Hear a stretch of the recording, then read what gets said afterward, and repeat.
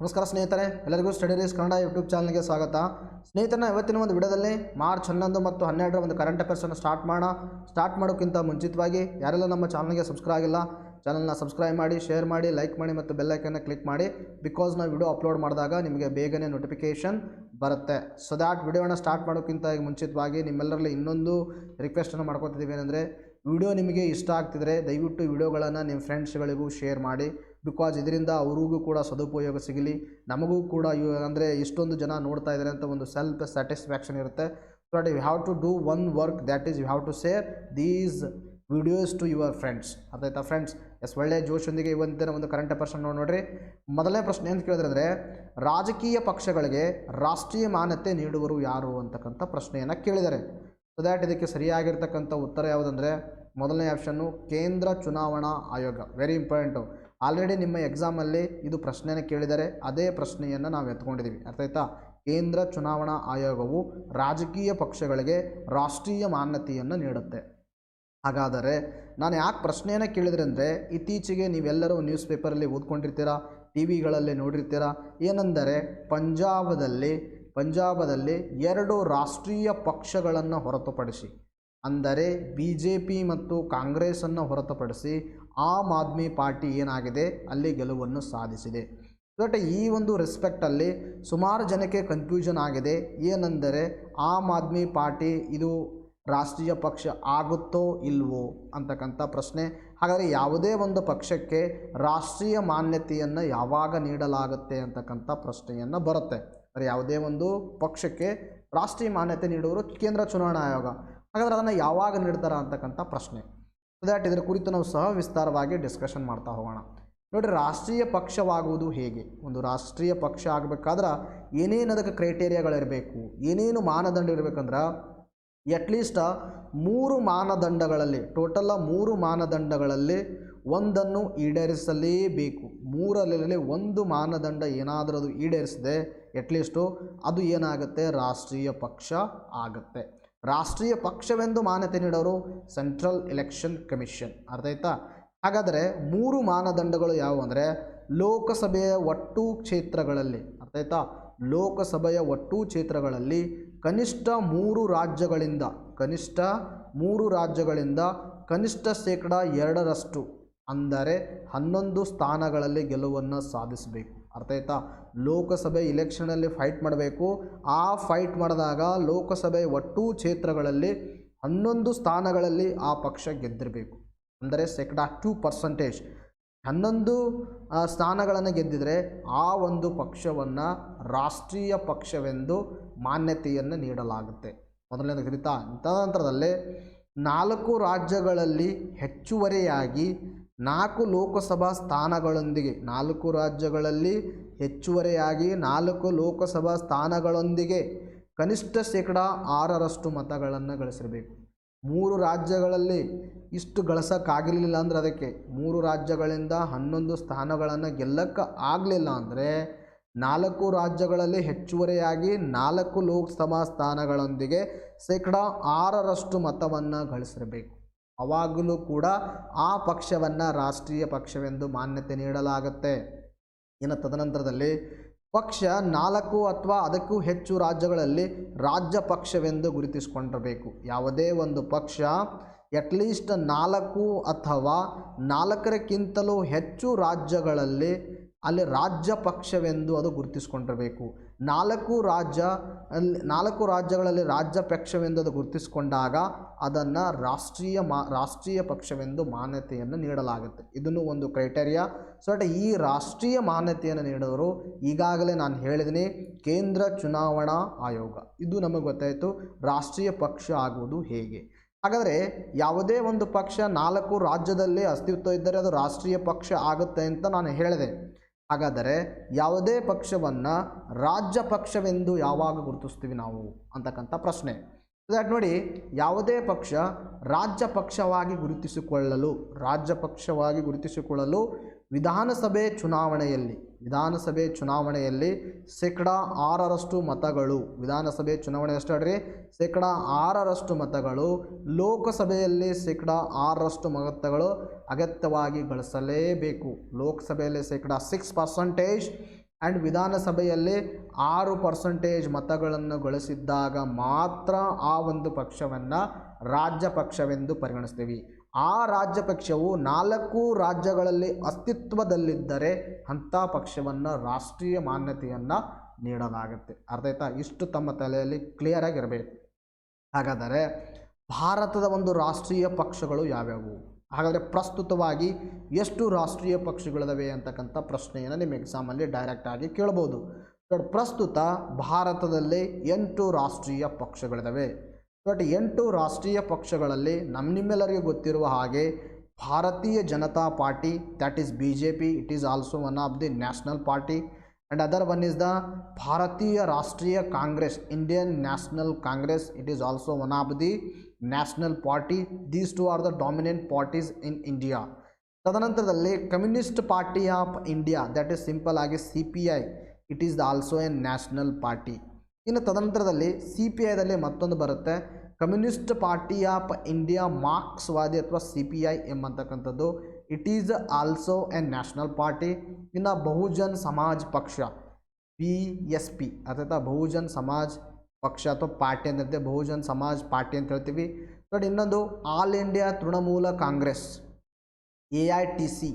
ತದನಂತರದಲ್ಲಿ ರಾಷ್ಟ್ರೀಯವಾದಿ ಕಾಂಗ್ರೆಸ್ ಪಕ್ಷ NCP. ತದನಂತರದಲ್ಲಿ ನ್ಯಾಷನಲ್ ಪೀಪಲ್ಸ್ ಪಾರ್ಟಿ NPP. ಅರ್ಥ ಆಯ್ತಾ? ಇವು 8 ಭಾರತದಲ್ಲಿ ಪ್ರಸ್ತುತವಾಗಿ ಇರ್ತಕ್ಕಂಥ ರಾಷ್ಟ್ರೀಯ ಪಕ್ಷಗಳದಾಗಿವೆ.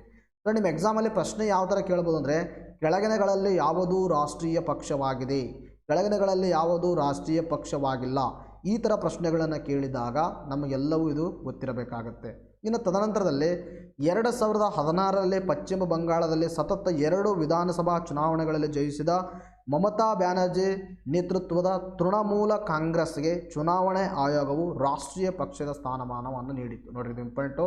2016ರಲ್ಲಿ ಕಂಟಿನ್ಯೂಸ್ ಆಗಿ 2 ವಿಧಾನಸಭಾ ಚುನಾವಣೆಗಳಲ್ಲಿ ಜಯಿಸಿರ್ತಕ್ಕಂಥ ತೃಣಮೂಲ ಕಾಂಗ್ರೆಸ್ಗೆ ಏನಪ್ಪ ಅಂತ ರಾಷ್ಟ್ರೀಯ ಮಾನ್ಯತೆಯನ್ನು ನೀಡಲಾಗಿದೆ. ಇನ್ನು ಈಗ TMC ಪಶ್ಚಿಮ ಬಂಗಾಳ, ತ್ರಿಪುರ, ಅರುಣಾಚಲ ಪ್ರದೇಶದಲ್ಲಿ ಗುರುತಿಸಿಕೊಂಡಿದೆ. ನೋಡಿರಿ, 4 ರಾಜ್ಯಗಳಲ್ಲಿ ಅರುಣಾಚಲ ಪ್ರದೇಶ, ತ್ರಿಪುರ ಮತ್ತು ಪಶ್ಚಿಮ ಬಂಗಾಳದಲ್ಲಿಯೂ ಕೂಡ ಈ ಪಕ್ಷ ಏನಾಗಿದೆ ಗುರುತಿಸಿಕೊಂಡಿದೆ ಅಂತಕ್ಕಂಥ ಫ್ಯಾಕ್ಟನ್ನು ಕೊಟ್ಟಿದ್ದಾರೆ. ಇನ್ನು ತದನಂತರದಲ್ಲಿ ರಾಷ್ಟ್ರೀಯ ಪಕ್ಷವಾದರೆ ಏನು ಲಾಭ? ಹಾಗಾದರೆ ರಾಷ್ಟ್ರೀಯ ಪಕ್ಷ ಬೇಕು, ರಾಷ್ಟ್ರೀಯ ಮಾನ್ಯತೆಯನ್ನು ಕುಡಿ ಅಂತ ಯಾವುದೇ ಒಂದು ರಾಜಕೀಯ ಪಕ್ಷ ಡಿಮ್ಯಾಂಡನ್ನು ಇಡ್ತಾ ಇದೆ ಅಂದರೆ, what actually benefits offered by the election commission to the national party. National ಪಾರ್ಟೀಸ್ಗಳಿಗೆ ಏನು ಅದು ಲಾಭವನ್ನು ಇರುತ್ತೆ, ಏನು ಲಾಭಗಳನ್ನು ಕೊಡುತ್ತೆ ಅಂತಕ್ಕಂಥದ್ದು ನೋಡ್ತಾ ಬಂದಾಗ, ರಾಷ್ಟ್ರೀಯ ಅಥವಾ ರಾಜ್ಯ ಪಕ್ಷವಾಗಿ ಗುರುತಿಸಿಕೊಂಡಂಥ ಪಕ್ಷದ ಚುನಾವಣೆ ಚಿಹ್ನೆಯನ್ನು ಯಾವುದೇ ಇತರ ರಾಜಕೀಯ ಪಕ್ಷಗಳು ದೇಶದೆಲ್ಲೆಡೆ ಚುನಾವಣೆಯಲ್ಲಿ ಬಳಸುವಂತಿಲ್ಲ. ಇಟ್ ಮೀನ್ಸ್ ದ್ಯಾಟ್ ಅಂದರೆ ಯಾವುದೇ ಪಕ್ಷಕ್ಕೆ ಚಿಹ್ನೆಯನ್ನು ಯಾರು ಕೊಡ್ತಾರಂದ್ರೆ ಕೇಂದ್ರ ಚುನಾವಣಾ ಆಯೋಗ. ಕೇಂದ್ರ ಚುನಾವಣಾ ಆಯೋಗವು ರಾಜ್ಯ ಮತ್ತು ರಾಷ್ಟ್ರೀಯ ಪಕ್ಷಗಳಿಗೆ ಚಿಹ್ನೆಯನ್ನು ಕೊಡುತ್ತೆ. ದಟ್ ಈ ಚಿಹ್ನೆಯನ್ನು ಕೊಟ್ಟಾಗ ಇತರ ಯಾವುದೇ ಪಕ್ಷಗಳು ಆ ಚಿಹ್ನೆಯನ್ನು ಬಳಸುವಂತಿಲ್ಲ. It means that it gives the identifications to the particular party. Particular ಪಾರ್ಟಿಗೆ ಐಡೆಂಟಿಫಿಕೇಷನನ್ನು ಕೊಡುತ್ತೆ ಯಾವುದಂದರೆ ಕೇಂದ್ರ ಚುನಾವಣಾ ಆಯೋಗ. ತದನಂತರದಲ್ಲಿ ಇತರೆ ನೋಂದಾಯಿತ ರಾಜಕೀಯ ಪಕ್ಷಗಳು ಆಯೋಜಿಸುವ ಉಚಿತ ಚಿಹ್ನೆಗಳನ್ನು ಆಯ್ಕೆ ಮಾಡಬಹುದಾಗಿದೆ. ಆಯ್ತಾ? ಇತರ ನೋಂದಾಯಿತ ರಾಜಕೀಯ ಪಕ್ಷಗಳ ಆಯೋಗ ಘೋಷಿಸುವ ಉಚಿತ ಚಿಹ್ನೆಗಳನ್ನು ಅವರು ಆಯ್ಕೆ ಮಾಡಬಹುದಾಗಿದೆ. ಇದನ್ನು ಕೂಡ ಒಂದೇನಪ್ಪ ಅಂದ್ರೆ ಬೆನಿಫಿಟ್ಸು. ಇನ್ನು ರಾಷ್ಟ್ರೀಯ ಪಕ್ಷಗಳು ಸರ್ಕಾರದಿಂದ ಪಕ್ಷದ ಕಚೇರಿ ಸ್ಥಾಪಿಸಲು ಭೂಮಿ, ಕಟ್ಟಡ ಸೌಲಭ್ಯವನ್ನು ದೊರೆಯುತ್ತದೆ. ನೋಡಿರಿ, ಏನಾದರೂ ರಾಷ್ಟ್ರೀಯ ಪಕ್ಷ ಅಂತ ಅದು ಗುರುತಿಸ್ಕೊಂಡ್ರೆ ಆ ಒಂದು ರಾಷ್ಟ್ರೀಯ ಪಕ್ಷಕ್ಕೆ ಅದಕ್ಕೊಂದು ಕಚೇರಿ, ಆಮೇಲೆ ತದನಂತರದಲ್ಲೂ ಭೂಮಿ, ಕಟ್ಟಡಗಳು ಸೌಲಭ್ಯ ಸಿಗುತ್ತೆ ಇದರಿಂದ ಸೆಂಟ್ರಲ್ ಎಲೆಕ್ಷನ್ ಕಮಿಷನಿಂದ. These are the benefits which are offered by the central election commission ಅಂತಕ್ಕಂಥದ್ದು ತಮ್ಮ ತಲೆಯಲ್ಲೇ ಇರಬೇಕು. ಬಿಕಾಸ್ ಇವು ನಿಮ್ಮ ಮುಂದೆ ಬರ್ತಕ್ಕಂಥ ಎಕ್ಸಾಮಲ್ಲಿ ಇದ್ರ ಮೇಲೆ ಪ್ರಶ್ನೆಯನ್ನು ಕೇಳಬಹುದು. ಬಿಕಾಸ್ ರೀಸೆಂಟಾಗಿ ಇಲೆಕ್ಷನ್ ಆಗಿದೆ ಅಲ್ವಾ, ಸೊ ಈ ಸಂಪೂರ್ಣವಾದ ಮಾಹಿತಿಯನ್ನು ಗೊತ್ತಿರಬೇಕು. ಸೊ ದಟ್ ಇದೇ ಥರನಾಗಿ ನಿಮಗೆ ನಮ್ಮ ನೋಟ್ಸ್ ಬೇಕಾಗಿತ್ತಂದರೆ ಈ ಕೆಳಗಡೆ ಕೊಟ್ಟಿರ್ತಕ್ಕಂಥ ನಂಬರ್ಗೆ ಕಾಂಟ್ಯಾಕ್ಟ್ ಮಾಡಿಬಿಟ್ಟು ನೀವು ನೋಟ್ಸನ್ನು ಪಡೆದುಕೊಳ್ಬೋದು. ಸೊ ದಟ್ ನಾವು ಕಳೆದ ಜುಲೈ 2021ರಿಂದ ಇದೇ ಥರನಾಗಿ ಕಂಟಿನ್ಯೂಸ್ ಆಗಿ ನಿಮ್ಮ ಸೇವೆಯಲ್ಲಿ ನಿರತರಾಗಿದ್ದೀವಿ. ಸೊ ದ್ಯಾಟ್ ನಿಮಗೆ 8 ಮಂತದು ನೋಟ್ಸನ್ನು ಸಂಪೂರ್ಣವಾಗಿ ಬೇಕಂದರೆ ನೀವು 320ಯನ್ನು ಪೇಡ್ ಮಾಡಿಬಿಟ್ಟು ಎಲ್ಲ ಒಂದು ನೋಟ್ಸ್ PDF ವಿತ್ MCQಸನ್ನು ನೀವು ಪಡೆದುಕೊಳ್ಬೋದು. ಇನ್ನು ಕೆಲವರು ಜನವರಿಯಿಂದ ಓದೋಕ್ಕೆ ಸ್ಟಾರ್ಟ್ ಮಾಡಿದ್ವಿ ಸರ್ ನಾವು. ಜನವರಿ 2022ರಿಂದ ಬೇಕು ನಮಗಂತ ಸುಲಭ ಕೇಳ್ತಾ ಇದ್ದಾರೆ. ಸೊ ಜನವರಿ 2022ರಿಂದ ಬೇಕಂದರೆ ನಿಮಗೆ ಜನವರಿ ಮತ್ತು ಫೆಬ್ರವರಿ 2 ತಿಂಗಳಿಗೆ 80 ರೂಪಾಯಿ ಆಗುತ್ತೆ. ಸೊ ದಟ್ ಒಟ್ಟಾರೆಯಾಗಿ ನಮ್ಮ ಕಾಸ್ಟ್ ಅಷ್ಟಂದರೆ 15 ಡೇಸ್ಗೆ 20 ರೂಪೀಸ್ ಆಗುತ್ತೆ. 15 ಡೇಸ್ಗೆ 20, 1 ಮಂತ್ ನಿಮ್ಗೆ 40 ರೂಪೀಸ್ ಆಗುತ್ತೆ. ಅದು ಪೇ ಮಾಡಿಬಿಟ್ಟು ನೀವು ಯಾವ ಮಂತದಂತ ನೀವು ಮೆನ್ಷನ್ ಮಾಡಿದ್ರೆ ನಾವು ನಿಮಗೆ PDF ಅನ್ನು ಕಳಿಸ್ತೀವಿ. ವಿತ್ MCQಸು ಇದೇ ಥರನಾಗಿ ಇರುತ್ತೆ. ಸೊ ದ್ಯಾಟ್ ನಾವು ನೆಕ್ಸ್ಟ್ ಡಿಸ್ಕಷನ್ ಮಾಡೋಣ. ನೋಡಿ, ಚುನಾವಣೆ ಸಂದರ್ಭದಲ್ಲಿ ರಾಷ್ಟ್ರೀಯ ಪಕ್ಷಗಳು 40ರವರೆಗೆ ಸ್ಟಾರ್ ಪ್ರಚಾರವನ್ನು ಹೊಂದಬಹುದು. ಇದನ್ನು ಕೂಡ ಒಂದು ಬೆನಿಫಿಟ್ಸು. ಇನ್ನು ಆದರೆ ಇತರ ಪಕ್ಷಗಳು 20ರವರೆಗೆ ಮಾತ್ರ ಸ್ಟಾರ್ ಪ್ರಚಾರಕವನ್ನು ಹೊಂದಲು ಅವಕಾಶವಿರುತ್ತದೆ. ಇದು ಪ್ರಚಾರ ಮಾಡಬೇಕಾದ್ರೆ ಇದನ್ನು ಕೂಡ ಒಂದು ಬೆನಿಫಿಟ್ ಸಿಗುತ್ತೆ. 40 stars which are given to the national parties and 20 stars which are given to the in other parties ಅಂತಕ್ಕಂಥದ್ದು ತಮ್ಮ ತಲೆಯಲ್ಲಿ ಇರಬೇಕು. ಎಸ್, ನೋಡಿ ನೆಕ್ಸ್ಟ್ ಪ್ರಶ್ನೆ ಅಂತ ಕೇಳಿದರೆ, ಭಾರತೀಯ ರೈಲ್ವೆಯ ಮೊದಲು ಗತಿಶಕ್ತಿ ಕಾರ್ಗೋ ಟರ್ಮಿನಲ್ ಅನ್ನು ಯಾವ ರೈಲ್ವೆ ವಲಯದಲ್ಲಿ ಉದ್ಘಾಟಿಸಲಾಗಿದೆ ಅಂತಕ್ಕಂಥ ಪ್ರಶ್ನೆಯನ್ನು ಕೇಳಿದರೆ, ಸೊ ಇದಕ್ಕೆ ಸರಿಯಾಗಿರ್ತಕ್ಕಂಥ ಉತ್ತರ ಯಾವುದಾದ್ರೆ ಪೂರ್ವ ಅಂತಕ್ಕಂಥದ್ದಕ್ಕೆ ಸರಿಯಾಗಿರ್ತಕ್ಕಂಥ ಉತ್ತರ ಯಾವ ವಲಯ ರೀ? ಪೂರ್ವ ರೈಲ್ವೆ ವಲಯದಲ್ಲಿ. ಸೊ ಇದರ ಕುರಿತು ನೋಡ್ತಾ ಹೋಗೋಣ. ಭಾರತೀಯ ರೈಲ್ವೆ ಮೊದಲ ಗತಿಶಕ್ತಿ ಕಾರ್ಗೋ ಟರ್ಮಿನಲ್ ಅನ್ನು ಪೂರ್ವ ರೈಲ್ವೆ ಅಸನ್ಸೋಲ್ ವಿಭಾಗದಲ್ಲಿ ಉದ್ಘಾಟಿಸಲಾಯಿತು. Very important. ಪೂರ್ವ ರೈಲ್ವೆ ವಲಯದ ಅಸನ್ಸೋಲ್ ಅಂತಕ್ಕಂಥ ವಿಭಾಗದಲ್ಲಿ ಉದ್ಘಾಟನೆ ಮಾಡಲಾಯಿತು. ಕಾರ್ಗೋ ಸೌಲಭ್ಯ ರೈಲು ಆದಾಯವನ್ನು ತಿಂಗಳಿಗೆ ಸರಿಸುಮಾರು 11 ಕೋಟಿಗಳಷ್ಟು ಹೆಚ್ಚು ಮಾಡುವ ಒಂದು ಸಾಧ್ಯತೆ ಇದೆ. ಇನ್ನು ಭಾರತೀಯ ರೈಲು ಅಸನ್ಸೋಲ್ಸ್ ವಿಭಾಗವು ಜಾರ್ಖಂಡ್ನ ಥಾಫಾ ನಗರದಲ್ಲಿ ಮೈಥಾನ್ ಪವರ್ಗಿನ ಖಾಸಗಿ ಸೈಡಿಂಗ್ ಅನ್ನು ಯಶಸ್ವಿಯಾಗಿ ನಿಯೋಜಿಸುತ್ತಿದೆ. ಅರ್ಥಾತ್ ಭಾರತೀಯ ರೈಲು ಅಸನ್ಸೋಲ್ಸ್ ವಿಭಾಗವು ಜಾರ್ಖಂಡ್ನ ಥಾಪಾ ನಗರದಲ್ಲಿ ಮೈಥಾನ್ ಪವರ್ನ ಖಾಸಗಿ ಸೈಡಿಂಗನ್ನು ಯಶಸ್ವಿಯಾಗಿ ನಿಯೋಜನೆ ಮಾಡಿದೆ. ಇನ್ನು ಡಿಸೆಂಬರ್ 2021ರಲ್ಲಿ Gatishakti multi modal cargo terminal ನೀತಿಯನ್ನು ಸ್ಥಾಪಿಸಿದ ನಂತರ ಇದು ಭಾರತೀಯ ರೈಲ್ವೆಯಿಂದ ನಿಯೋಜಿಸಲಾದ ಮೊದಲ ಟರ್ಮಿನಲ್ ಆಗಿದೆ. This fact is very important. ಅಂದರೆ 2021 Gatishakti multi modal cargo terminal ನೀತಿಯನ್ನು ಏನು ಒಂದು ರೈಲ್ವೆ ಸಚಿವಾಲಯ ಜಾರಿಗೆ ತಂತು, ಆ ರೈಲ್ವೆ ಸಚಿವಾಲಯ ಜಾರಿಗೆ ತಂದ ನೀತಿಯ ನಂತರ ಮೊಟ್ಟ ಮೊದಲ ಟರ್ಮಿನಲ್ ಇದು ಸ್ಥಾಪನೆಯಾಗಿದೆ, ಉದ್ಘಾಟನೆಯನ್ನು ಮಾಡಿದರೆ ಅಂತಕ್ಕಂಥ ಗೊತ್ತಿರಬೇಕು. ಇಲ್ಲಿ ಪೂರ್ವ ರೈಲು ವಲಯದ ಅಸನ್ಸೋಲ್ ಅಂತಕ್ಕಂಥ ಒಂದು ಪ್ರದೇಶದಲ್ಲಿ. ಸೊ ದ್ಯಾಟ್ ಈಗ PM ಗತಿಶಕ್ತಿ ಯೋಜನೆ ಬಗ್ಗೆ ನಾವು ನೋಡ್ತಾ ಹೋಗೋಣ. ಸೊ ದಟ್ ಈಗಾಗಲೇ ನಾನು ಪ್ರೀವಿಯಸ್ ವಿಡಿಯೋದಲ್ಲಿ ಸುಮಾರು ಬಾರಿ ಡಿಸ್ಕಷನ್ ಮಾಡಿದ್ದೀನಿ, ಆದರೂ ಕೂಡ ಇನ್ನೊಂದು ಬಾರಿ ಬ್ರಷಪ್ ಮಾಡೋಣ. PM ಗತಿಶಕ್ತಿ ಯೋಜನೆ ಇದು ಬಹುವಿಧದ ಸಂಪರ್ಕ ಯೋಜನೆಯಾಗಿದೆ. ಅರ್ಥಾತ್ PM ಗತಿಶಕ್ತಿ ಏನಪ್ಪ ಅಂದ್ರೆ ಬಹುವಿಧದ ಸಂಪರ್ಕ ಯೋಜನೆಯಾಗಿದೆ. ಇದು ಒಂದು ಬಗೆಯಿಂದ ಇನ್ನೊಂದು ವಿಧಕ್ಕೆ ಜನರ ಸರಕುಗಳು, ಸೇವೆಗಳು ಸಮಗ್ರ ಹಾಗೂ ಸುಭಗ ಸಂಪರ್ಕಕ್ಕೆ ಅನುಕೂಲ ಮಾಡಿಕೊಡುತ್ತದೆ. PM ಗತಿಶಕ್ತಿಯ ಪ್ರಮುಖ ಉದ್ದೇಶ it means that improvement of the ಇನ್ಫ್ರಾಸ್ಟ್ರಕ್ಚರ್ಗಳನ್ನು ಇಂಪ್ರೂವ್ಮೆಂಟ್ ಮಾಡೋದು ಇದರ ಪ್ರಮುಖ ಉದ್ದೇಶ. ದ್ಯಾಟ್ ಮೇ ಬಿ ರೋಡ್ಸ್ ಆಗಿರ್ಬೋದು, ಪೋರ್ಟ್ಸ್ ಆಗಿರ್ಬೋದು, ಇವೆಲ್ಲವನ್ನು ಇಂಟರ್ಲಿಂಕ್ ಮಾಡೋಕ್ಕೆ. ಅಂದರೆ ರೋಡ್ಸನ್ನು ಇನ್ನೊಂದು ಪೋರ್ಟ್ಸ್ ಕನೆಕ್ಟ್ ಮಾಡೋದು, ಒಂದು ಪೋರ್ಟನ್ನು ಇನ್ನೊಂದು ಏರ್ಪೋರ್ಟಿಗೆ ಕನೆಕ್ಟ್ ಮಾಡೋದು. ಈ ಥರನಾಗಿ ಜನರು ಒಂದು ಬಗೆಯಿಂದ ಇನ್ನೊಂದು ವಿಧದ ಜನರಕ್ಕೆ ಅಂದರೆ ಸರಕುಗಳನ್ನು ಒಂದು ಮೋಡ್ ಆಫ್ ಟ್ರಾನ್ಸ್ಪೋರ್ಟೇಷನಿಂದ ಇನ್ನೊಂದು ಮೋಡ್ ಆಫ್ ಟ್ರಾನ್ಸ್ಪೋರ್ಟೇಷನ್ಗೆ ಲಿಂಕಿಂಗ್ ಮಾಡೋದು ಮತ್ತು ಬಹುವಿಧದ ಸಂಪರ್ಕ ಯೋಜನೆ ಆಗಿದೆ PM ಗತಿಶಕ್ತಿ ಯೋಜನೆ ಅಂತಕ್ಕಂಥದ್ದು. ಇದು ಉಪಯೋಗ ಏನಂದರೆ 2 ರಕ್ಷಣಾ ಕಾರಿಡಾರ್ ಸಹಿತ ದೇಶದಂತೆ 1200ಕ್ಕೂ ಹೆಚ್ಚು ಕ್ಲಸ್ಟರ್ಗಳಾಗಿ ಸಂಪರ್ಕೀಕರಿಸೋಕ್ಕೆ ಇದು ನೆರವಾಗಲಿದೆ. ಇನ್ನು ಯೋಜನೆ ವಿವಿಧ ಗುರಿಗಳಂದರೆ ವಿವಿಧ ರೀತಿಯ ಉದ್ಯೋಗವನ್ನು ಸೃಷ್ಟಿಯಾಗುತ್ತೆ. ಅಫ್ಕೋರ್ಸ್ ನಾವು ಇನ್ಫ್ರಾಸ್ಟ್ರಕ್ಚರನ್ನು ಡೆವಲಪ್ಮೆಂಟ್ ಮಾಡ್ತಾ ಇದ್ದೀವಿ. ಒಂದು ಮೋಡ್ ಆಫ್ ಟ್ರಾನ್ಸ್ಪೋರ್ಟೇಷನನ್ನು ಅದರ್ ಮೋಡ್ ಆಫ್ ಟ್ರಾನ್ಸ್ಪೋರ್ಟೇಷನ್ಗೆ ಕನೆಕ್ಟ್ ಮಾಡ್ತಾ ಇದ್ದೀವಿ. ಅಂದರೆ ಅಲ್ಲಿ ಸಂಪನ್ಮೂಲ ಬೇಕೇ ಆಗುತ್ತೆ, ಮಾನವ ಸಂಪನ್ಮೂಲ. ಅದರಿಂದ ಏನಾಗುತ್ತೆ, ಅಲ್ಲಿ ಉದ್ಯೋಗ ಸೃಷ್ಟಿಯಾಗುತ್ತೆ. ಜಾಗತಿಕ ಸ್ಥಳೀಯ ಉತ್ಪನ್ನ ಪರಿಚಯನ ಮಾಡ್ಬೋದು. ಸುಲಭ ಕಡಿಮೆ ವೆಚ್ಚದ ಸಾಗಾಟಕ್ಕೆ ಅವಕಾಶವನ್ನು ನೀಡುತ್ತೆ. ಪೂರೈಕೆ ಸರಪಣಿಯನ್ನು ರೂಪಿಸುವುದು ಇದರ ಒಂದು ಯೋಜನೆಯ ಗುರಿಗಳು ಅಂತಕ್ಕಂಥದ್ದು ತಮ್ಮ ತಲೆಯಿರಬೇಕು.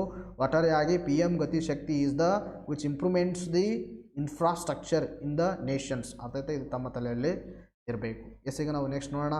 ನೋಡ್ರಿ, ನೆಕ್ಸ್ಟ್ ಪ್ರಶ್ನೆ ಅಂತ ಕೇಳಿದ್ರೆ, ಚಾರ್ಧಾಮ್ ಯೋಜನೆಯಿಂದ ಆಗಬಹುದಾದ ಸಂಚಿತ ಪರಿಣಾಮವನ್ನು ಅಂದಾಜಿಸುವ ಉನ್ನತ ಅಧಿಕಾರಿ ಸಮಿತಿಗೆ ಅಧ್ಯಕ್ಷರಾಗಿ ನೇಮಕಗೊಂಡವರು ಯಾರು ಅಂತಕ್ಕಂಥ ಪ್ರಶ್ನೆಯನ್ನು ಕೇಳಿದ್ದಾರೆ. But it is also on very important question. ನಿಮ್ಮ ಒಂದು ಇದರ ಮೇಲೆ ಕಾಣಿಸ್ತಾ ಇದೆ ಸ್ಕ್ರೀನ್ ಮೇಲೆ. ಇದಕ್ಕೆ ಸರಿಯಾಗಿರ್ತಕ್ಕಂಥ ಉತ್ತರ ಯಾವುದಂದರೆ AK Sikri is the right answer. ನೋಡಿ, ನ್ಯೂಸ್ ಪೇಪರಲ್ಲಿ ಆರ್ಟಿಕಲ್ ಕಾಣಿಸ್ಕೊಂಡಿದೆ, ಚಾರ್ಧಾಮ್ ಸಮಿತಿ ಅಧ್ಯಕ್ಷರಾಗಿ ಸಿಕ್ರಿ ನೇಮಕ ಅಂತಕ್ಕಂಥದ್ದು. ಹಾಗಾದರೆ ಇದು ಚಾರ್ಧಾಮ್ ಅಂದರೆ ಏನು, ಇಲ್ಲಿ ಏನು ಮಾಡೋಕ್ಕೆ ಹೋಗ್ತಾ ಇದ್ದಾರೆ ಅನ್ನೋದ್ರ ಕುರಿತು ನಾವು ಈಗ ಸವಿಸ್ತಾರವಾಗಿ ಡಿಸ್ಕಷನ್ ಮಾಡ್ತಾ ಹೋಗೋಣ.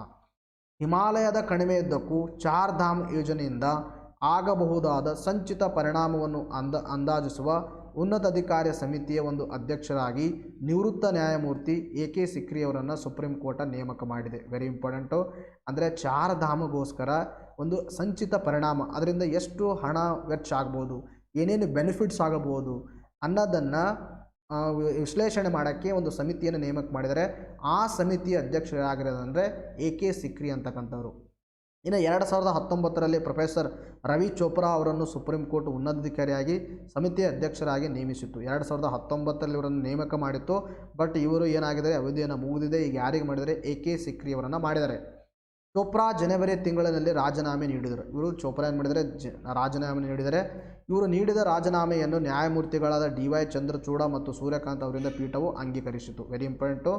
ಈ ಒಂದು ಸಮಿತಿಯ ನಿವೃತ್ತ ಅಧಿಕಾರಿ AK ಸಿಕ್ರಿ ಅವರನ್ನು ನೇಮಕ ಮಾಡಿದಾರಲ್ಲ, ಇವರಿಗಿಂತ ಮುಂಚಿತವಾಗಿ ಚೋಪ್ರಾರಿದ್ದರು. ಅವರು ಒಂದು ನಿವೃತ್ತಿ ನಂತರ ಅವರು ಒಂದು ರಾಜೀನಾಮೆಯ ನಂತರ ಇವರನ್ನು ಆಯ್ಕೆ ಮಾಡಿದ್ದಾರೆ ಅಂತಕ್ಕಂಥ ಗೊತ್ತಿರಬೇಕು. ಹಾಗಾದರೆ ಚಾರ್ಧಾಮ್ ಯೋಜನೆ ಅಂದರೆ ಏನು, ಒಟ್ಟಾರೆ ಇದರ ಉದ್ದೇಶ ಏನು ಅಂತಕ್ಕಂಥ ಪ್ರಶ್ನೆ. ಹಿಮಾಲಯದಲ್ಲಿರುವ ಚಾರ್ಧಾಮ್ ಯಾತ್ರಾ ಕೇಂದ್ರಗಳಿಗೆ, ಹಿಮಾಲಯದಲ್ಲಿರ್ತಕ್ಕಂಥ ಚಾರ್ಧಾಮ್ ಯಾತ್ರಾ ಕೇಂದ್ರಗಳು. ಹಾಗಾದರೆ ಚಾರ್ಧಾಮ್ ಯಾತ್ರಾ ಕೇಂದ್ರಗಳು ಹಿಮಾಲಯದಲ್ಲಿ ಯಾವುದವಂದ್ರೆ ಕೇದಾರ್ನಾಥ್ ಅಂತಕ್ಕಂಥದ್ದು, ತದನಂತರದಲ್ಲಿ ಬದ್ರಿನಾಥ್ ಅಂತಕ್ಕಂಥದ್ದು, ಇನ್ನು ಯಮನೋತ್ರಿ ಅಂತಕ್ಕಂಥದ್ದು, ತದನಂತರದಲ್ಲಿ ಗಂಗೋತ್ರಿ ಅಂತಕ್ಕಂಥದ್ದು. ಸಂಪರ್ಕವನ್ನು ಸುಧಾರಿಸುವುದು ಇದರ ಪ್ರಮುಖ ಉದ್ದೇಶವಾಗಿದೆ.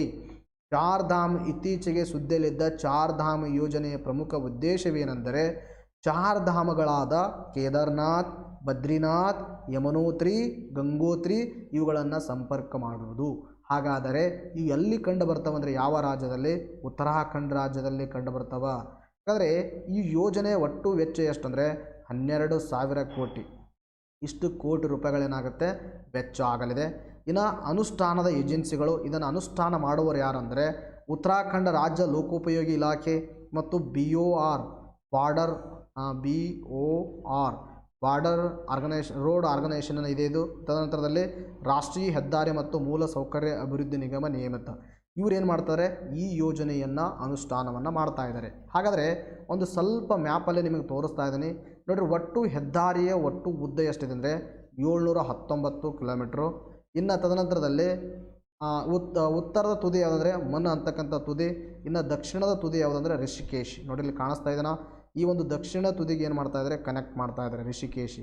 ಎಲ್ಲಿಂದ ನೋಡಿರಲಿ ಯಮನೋತ್ರಿ ಕಾಣಿಸ್ತಾ ಇದೆನಾ, ಯಮನೋತ್ರಿ. ತದನಂತರದಲ್ಲಿ ಗಂಗೋತ್ರಿ ಕಾಣಿಸ್ತಾ ಇದೆನಾ, ಎಸ್ ಗಂಗೋತ್ರಿ ಕಾಣಿಸ್ತಾ ಇದೆ.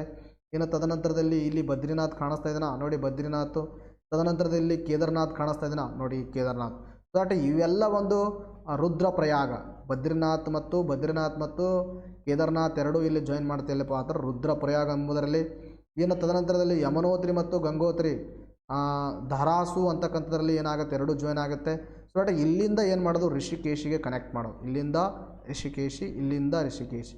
ಈ ಥರ ಏನು ಮಾಡ್ತಾ ಇದ್ದಾರೆ, ಈ ರೋಡನ್ನು ಇಂಪ್ಲಿಮೆಂಟೇಷನ್ ಮಾಡ್ತಾ ಇದ್ದಾರೆ. ಎಲ್ಲಿಂದ ಯಮನೋತ್ರಿ, ಗಂಗೋತ್ರಿ, ಕೇದಾರ್ನಾಥ್ ಆ್ಯಂಡ್ ಬದ್ರಿನಾಥ್ 4 ಚಾರ್ಧಾಮಗಳನ್ನು ಯಾವ ಪಾಯಿಂಟಿಗೆ, ರಿಷಿಕೇಶಿ ಅಂತಕ್ಕಂಥ ಪಾಯಿಂಟಿಗೆ ತಂದು ಜಾಯಿನ್ ಮಾಡೋದು. ಅಂದರೆ ಇಲ್ಲಿಂದ ಏನಾಗುತ್ತೆ ಅಂದರೆ ಒಂದೇ ವೇದಲ್ಲಿ ಹೋದಾಗ ಎಲ್ಲಕ್ಕೂ ಕೂಡ ಕನೆಕ್ಟ್ ಆಗ್ಬೋದು ಅನ್ನೋದೇ ಉದ್ದೇಶ. ಇನ್ನು ಪ್ರಸ್ತಾವಿತ ಮಾರ್ಗಗಳು ಎಲ್ಲಿದೆ ರಿಷಿಕೇಶಿಯಿಂದ ಯಮನೋತ್ರಿ, ನಾನು ಹೇಳಿದ್ದೀನಿ. ರಿಷಿಕೇಶಿಯಿಂದ ಎಲ್ಲಿದೆ ಹೇಳ್ರಿ, ಯಮನೋತ್ರಿವರೆಗೆ. ತದನಂತರದಲ್ಲಿ ರಿಷಿಕೇಶಿಯಿಂದ ಗಂಗೋತ್ರಿವರೆಗೆ. ಇದೇ ಪಾಯಿಂಟಿಂದ ರಿಷಿಕೇಶಿಯಿಂದ ನೋಡಲಿ ಗಂಗೋತ್ರಿ ಕಾಣಿಸ್ತಾ ಇದೆನಾ, ಗಂಗೋತ್ರಿವರೆಗೆ. ತದನಂತರದಲ್ಲಿ ಒಂದೇ ಸೆಕೆಂಡ್ ನಿಮಗೆ ತೋರಿಸ್ತೀನಿ ಎಲ್ಲೆಲ್ಲಿದೆ ಅಂತ. ಒಂದು ಸೆಕೆಂಡ್, ಇಂಕ ಹೈಲೈಟರ್ ಬರ್ತಾ ಇದೆ, ಒಂದು ನಿಮಿಷ ನಿಮಗೆ ತೋರಿಸ್ತಾ ಇದ್ದೀನಿ. ಇಲ್ಲಿ ನೋಡಿ ಎಲ್ಲಿಂದ ಅಂದರೆ ಫಸ್ಟು ರಿಷಿಕೇಶಿಂದ ಯಮನೋತ್ರಿ ಕಾಣಿಸ್ತಾ ಇದೆನಾ, ಸೊ ದ್ಯಾಟ್ ಇದಕ್ಕೆ ಕನೆಕ್ಟ್ ಮಾಡೋದು. ಇನ್ನು ತದನಂತರದಲ್ಲಿ ರಿಷಿಕೇಶಿಯಿಂದ ಗಂಗೋತ್ರಿ, ನೋಡಿರಿ ಇದೇ ಪಾಯಿಂಟಿಂದ ರಿಷಿಕೇಶಿಯಿಂದ ಸೇಮ್ ಇವೇ ಗಂಗೋತ್ರಿ ಕನೆಕ್ಟ್ ಮಾಡೋದು. ತದನಂತರದಲ್ಲಿ ರಿಷಿಕೇಶಿಯಿಂದ ಕೇದಾರ್ನಾಥ್ ಕಾಣಿಸ್ತಾ ಇದೆನಾ, ರಿಷಿಕೇಶಿಯಿಂದ ಕೇದಾರ್ನಾಥ್. ತದನಂತರದಲ್ಲಿ ರಿಷಿಕೇಶಿಯಿಂದ ಬದ್ರಿನಾಥ್. ಇದು ಒಂದು ಏನು ಮಾಡ್ತಾ ಇದ್ದಾರೆ, ಈ ಚಾರ್ಧಾಮಗಳನ್ನು ಜೋಡಣೆ ಮಾಡುವ ಯೋಜನೆಯಾಗಿದೆ. ಅರ್ಥ, ಇಷ್ಟು ತಮ್ಮ ತಲೆಯಲ್ಲಿ ಇರಬೇಕು. ಇನ್ನು PM ಕುಸುಮ ಯೋಜನೆಯ ಪ್ರಮುಖ ಉದ್ದೇಶವೇನು ಅಂತಕ್ಕಂಥ ಪ್ರಶ್ನೆಯನ್ನು ಕೇಳಿದ್ದಾರೆ. ಅದು ನೋಡಿ, ನ್ಯೂಸ್ ಪೇಪರಲ್ಲಿ ಆರ್ಟಿಕಲ್ ಕಾಣಿಸ್ಕೊಂಡಿತ್ತು. 10,000 ರೈತರಿಗೆ ಸೋಲಾರ್ ಪಂಪ್ ಅಂತಕ್ಕಂಥದ್ದು. ನೋಡಿರಲಿ, ರಾಜ್ಯದಲ್ಲೇ PM ಕುಸುಮ B ಯೋಜನೆ ಜಾರಿಗೆ ಸಂಪುಟ ಒಪ್ಪಿಗೆ ಅಂತಕ್ಕಂಥದ್ದು. ಆದ್ದರಿಂದ ನಾನು ಇದರ ಮೇಲೆ ಪ್ರಶ್ನೆಯನ್ನು ಕೇಳಿದ್ದೆ. ಇದಕ್ಕೆ ಸರಿಯಾಗಿರ್ತಕ್ಕಂಥ ಉತ್ತರ ಯಾವುದಂದರೆ ಸೌರಶಕ್ತಿ ಉತ್ಪಾದನೆಗೆ ಉತ್ತೇಜನ ನೀಡುವುದು. ಸೌರಶಕ್ತಿಗೆ ಉತ್ಪಾದನೆಗೆ ಉತ್ತೇಜನವನ್ನು ನೀಡುವಗೋಸ್ಕರ ಒಂದು ಯೋಜನೆಯನ್ನು ಜಾರಿಗೊಳಿಸ್ತಾರೆ ಸರ್ ಪ್ರಧಾನಮಂತ್ರಿ ನರೇಂದ್ರ ಮೋದಿಯವರು. ಯಾವುದಂದರೆ PM ಕುಸುಮ ಅಂತಕ್ಕಂಥದ್ದು. ಹಾಗಾದರೆ PM ಕುಸುಮ ಯೋಜನೆ ಅಡಿಯಲ್ಲಿ ರಾಜ್ಯದಲ್ಲಿ PM ಕುಸುಮ B ಅಂತಕ್ಕಂಥದ್ದು, ಅರ್ಥ ಆಯ್ತಾ, PM ಕುಸುಮ B ಅಂತಕ್ಕಂಥ ಯೋಜನೆಯನ್ನು ಜಾರಿಗೆ ತರುವಗೋಸ್ಕರ ಸಂಪುಟ ಒಪ್ಪಿಗೆಯನ್ನು ನೀಡಿದೆ. ಹಾಗಾದರೆ ನಮ್ಮ ಡಿಸ್ಕಷನ್ ಪಾಯಿಂಟ್ ಏನಂದರೆ ಇಲ್ಲಿ ಪಿ ಎಮ್ ಕುಸುಮ ಅಂದರೆ ಏನು, ಈ ಪಿ ಎಮ್ ಕುಸುಮದ ಉದ್ದೇಶವೇನು, ತದನಂತರದಲ್ಲಿ ಪಿ ಎಮ್ ಕುಸುಮ ಕರ್ನಾಟಕದಲ್ಲಿ ಯಾಕೆ ಜಾರಿಗೆ ತರ್ತಾ ಇದ್ದಾರೆ ಅಂತಕ್ಕಂಥದ್ದು ಬಹಳ ಇಂಪಾರ್ಟೆಂಟು. ಸೊ ದ್ಯಾಟ್ ಅದರ ಕುರಿತು ನಾವು ಮಾಡೋಣ ಸವಿಸ್ತಾರವಾಗಿ ಡಿಸ್ಕಷನ್ ಮಾಡ್ತಾ ಹೋಗೋಣ. ನೋಡಿರಿ, ಜಾಲಮುಕ್ತ ಸೌರ ಪಂಪ್ಸೆಟ್ ವ್ಯವಸ್ಥೆ ಕಲ್ಪಿಸುವ ಉದ್ದೇಶದಿಂದ ಕೇಂದ್ರದ ಪಿ ಎಮ್ ಕುಸುಮ ಬಿ ಯೋಜನೆಗೆ ಸಚಿವ ಸಂಪುಟ ಒಪ್ಪಿಗೆ ನೀಡಿದೆ. ಅರ್ಥ ಆಯ್ತಾ? ನೋಡ್ರಲ್ಲೇ ಪಿ ಎಮ್ ಕುಸುಮ ಅಂತಕ್ಕಂಥದ್ದು, ಈ ಪಿ ಎಮ್ ಕುಸುಮ ಯೋಜನೆಯಲ್ಲಿ ಪಿ ಎಮ್ ಕುಸುಮ ಯೋಜನೆಯಲ್ಲಿ ಏನಪ್ಪ ಅಂತಾರೆ, 3 ಕಾಂಪೋನೆಂಟ್ಸ್ಗಳಿವೆ, 3 ಯೋಜನೆಗಳಿವೆ, ಸಬ್ ಯೋಜನೆಗಳಿದರಲ್ಲಿ. ಯಾವುದಂದ್ರೆ ಪಿ ಎಮ್ ಕುಸುಮ ಎ ಅಂತಿದೆ, ಪಿ ಎಮ್ ಕುಸುಮ ಬಿ ಅಂತಿದೆ, ಇನ್ನು ಪಿ ಎಮ್ ಕುಸುಮ ಸಿ ಅಂತ ಇದೆ. ಸೊ ದಟ್ ಅಲ್ಲಿ ಕರ್ನಾಟಕದ ಒಂದು ಕ್ಯಾಬಿನೆಟ್ ಅದಕ್ಕೆ ಅನುಮೋದನೆ ನೀಡಿದೆ, ಪಿ ಎಮ್ ಕುಸುಮ ಬಿಗೆ ಅನುಮೋದನೆ ನೀಡಿದೆ ಅಂತಕ್ಕಂಥದ್ದು ತಮ್ಮ ತಲೆ ಇರಬೇಕು. ನಾನು ಹೇಳ್ತೀನಿ ನಿಮಗೆ ಪಿ ಎಮ್ ಕುಸುಮ ಬಿ ಅಂದರೆ ಏನು, ಎ ಅಂದರೆ ಏನು, ಸಿ ಅಂದರೆ ಏನು. ಬಟ್ ಹಾಗಾದರೆ ಅದಕ್ಕಿಂತ ಮುಂಚಿತವಾಗಿ ನಾವು ಪಿ ಎಮ್ ಕುಸುಮ ಯೋಜನೆ ಉದ್ದೇಶವೇನು, ಅದು ಯಾವಾಗ ಜಾರಿಗೆ ಬಂತು ಅದರ ಕುರಿತು ತಿಳ್ಕೊಳ್ತಾ ಹೋಗೋಣ. ನೋಡಿ, ಪಿ ಎಮ್ ಕುಸುಮ ಅಂತ ಹೇಳ್ತೀವಿ. ಸೊ ದ್ಯಾಟ್ ಪಿ ಎಮ್ ಒಂದು ಕುಸುಮ ಯೋಜನೆಯ ಒಂದು ವಿಸ್ತೃತ ರೂಪ ಏನಂದರೆ ಕಿಸಾನ್ ಉರ್ಜಾ ಸುರಕ್ಷಾ ಏವಂ ಉತ್ಥಾನ್ ಮಹಾಭಿಯಾನ್. ಅರ್ಥ ಆಯ್ತಾ? ಕಿಸಾನ್ ಉರ್ಜಾ ಸುರಕ್ಷಾ ಏವಂ ಉತ್ತಮ್ ಮಹಾ ಅಭಿಯಾನ್ ಅಂತಕ್ಕಂಥದ್ದು ಈ ಒಂದು ಪಿ ಎಮ್ ಕುಸುಮ ಯೋಜನೆಯ ವಿಸ್ತೃತ ರೂಪವಾಗಿದೆ. ಹಾಗಾದರೆ ಇದನ್ನು 2018-19 ಬಜೆಟಲ್ಲಿ ಈ ಯೋಜನೆಯನ್ನು ಜಾರಿಗೆ ತರಲಾಯಿತು. ಈ ಯೋಜನೆಯನ್ನು ಜಾರಿಗೆ ತರಲಾಗಿದೆ ಅಂದರೆ ಯಾವ ಸಚಿವಾಲಯ ಇದನ್ನು ಇಂಪ್ಲಿಮೆಂಟೇಷನ್ ಮಾಡ್ತಾ ಇದೆ ಅಂದರೆ ಹೊಸ ಮತ್ತು ನವೀಕರಿಸಬಹುದಾದ ಇಂಧನ ಸಚಿವಾಲಯದ ಅಡಿಯಲ್ಲಿ ಈ ಯೋಜನೆ ಬರುತ್ತೆ. ನೋಡಿ, ಇದು ಒಂದು ಯೋಜನೆ ಇದೆ ಅಂದರೆ ಇದು ಯಾವ ವಿಧದ ಯೋಜನೆ ಅಂದರೆ ಕೇಂದ್ರ ಪ್ರಾಯೋಜಿತ ಯೋಜನೆ. ಅರ್ಥ, ಕೇಂದ್ರ ಪ್ರಾಯೋಜಿತ ಯೋಜನೆ. It means that it is an centrally sponsored scheme. Centrally sponsored scheme rather than the central sector scheme. Centrally sponsored ಸ್ಕೀಮಲ್ಲಿ ಈ ಒಂದು ಯೋಜನೆಗೆ ಬೇಕಾದ ಹಣವನ್ನು ಯಾವ್ಯಾವ ಹಂಚಿಕೆ ಆಗ್ತವೆ ಅಂದರೆ ಕೇಂದ್ರ ಸರ್ಕಾರ ಕೊಡುತ್ತೆ, ಆಮೇಲೆ ತದನಂತರದಲ್ಲಿ ರಾಜ್ಯ ಸರ್ಕಾರಗಳು ಕೂಡ ಏನಾಗ್ತಾ ಇದರಲ್ಲಿ ಹಂಚಿಕೆ ಆಗುತ್ತೆ. ಅಂಥ ಒಂದು ಯೋಜನೆಗಳನ್ನು ಕೇಂದ್ರ ಪ್ರಾಯೋಜಿತ ಅಥವಾ ಸೆಂಟ್ರಲಿ ಸ್ಪಾನ್ಸರ್ಡ್ ಸ್ಕೀಮ್ ಅಂತ ಹೇಳ್ತೀವಿ. ಇದು ಒಂದು ಸೆಂಟ್ರಲಿ ಸ್ಪಾನ್ಸರ್ಡ್ ಸ್ಕೀಮ್ ಆಗಿದೆ. ಸೊ ದಟ್ ಇದರ ಉದ್ದೇಶಗಳು ಏನಂದರೆ ಪ್ರಮುಖವಾಗಿ ಸೌರಶಕ್ತಿ ಉತ್ಪಾದನೆಯನ್ನು ಹೆಚ್ಚಳ. ಅರ್ಥ ಆಯ್ತಾ?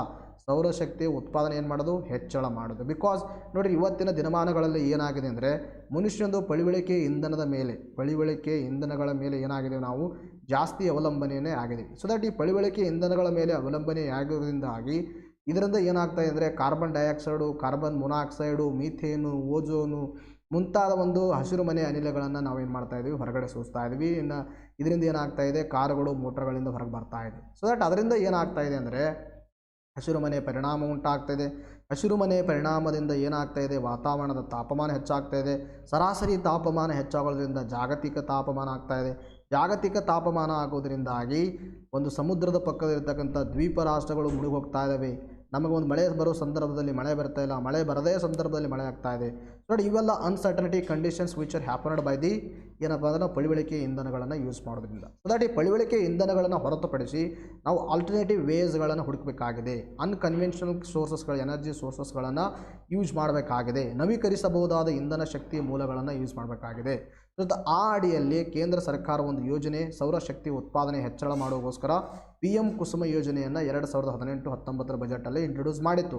ಇನ್ನು ಈ ಒಂದು ಯೋಜನೆದ ಇನ್ನೊಂದು ಉದ್ದೇಶ ಏನಂದರೆ ರೈತರ ಆದಾಯ ಹೆಚ್ಚಳ. ಹಾಗಾದರೆ ಸರ್, ಈಗ ರೈತರ ಆದಾಯ ಈ ಒಂದು ಯೋಜನೆ ಹೇಗೆ ಹೆಚ್ಚಳ ಮಾಡುತ್ತೆ ಅಂತಕ್ಕಂಥ ಪ್ರಶ್ನೆ. ಇನ್ನು ಇನ್ನೊಂದೇನೆಂದರೆ ಕೃಷಿಯಲ್ಲಿ ಸೌರ ಪಂಪ್ಸೆಟ್ಗಳ ಬಳಕೆಗೆ ಉತ್ತೇಜನ ಮಾಡೋದು ಇದರ ಉದ್ದೇಶ. ಇಲ್ಲಿ ರೈತರ ಒಂದು ಆದಾಯವನ್ನು ಹೇಗೆ ಹೆಚ್ಚಳ ಆಗುತ್ತೆ ಅಂದರೆ, ಫಾರ್ ಎಕ್ಸಾಂಪಲ್ ನಾನು ಏನು ಹೇಳ್ತಾ ಇದ್ದೀನಿ ನಿಮಗೆ ತಗೊಳ್ಳಿ. ಇಲ್ಲಿ ಒಂದು ರೈತರ ಭೂಮಿ ಇದೆ ಅಂತ ಅನ್ಕೋಣ. ಸೊ ದಟ್ ಈ ರೈತರ ಭೂಮಿ ಏನಾಗಿದೆ, ಬರಡು ಭೂಮಿಯಾಗಿದೆ. ರೈತರ ಭೂಮಿ ಬರಡುವಾಗಿದೆ. ಸೊ ದಟ್ ಬರಡು ಭೂಮಿ ಆಗೋದ್ರಿಂದಾಗಿ ರೈತರಿಗೆ ಇದರಿಂದ ಯಾವುದೇ ಒಂದು ಲಾಭವನ್ನು ಬರ್ತಾ ಇಲ್ಲ. ಬರಡು ಭೂಮಿ ಅಂದರೆ ಅಲ್ಲಿ ಯಾವುದು ಬೆಳೆಯಲ್ಲ. ಸೊ ದಟ್ ಇದರಿಂದ ರೈತರಿಗೆ ಏನಾಗುತ್ತೆ, ನಷ್ಟ ಆಗುತ್ತೆ.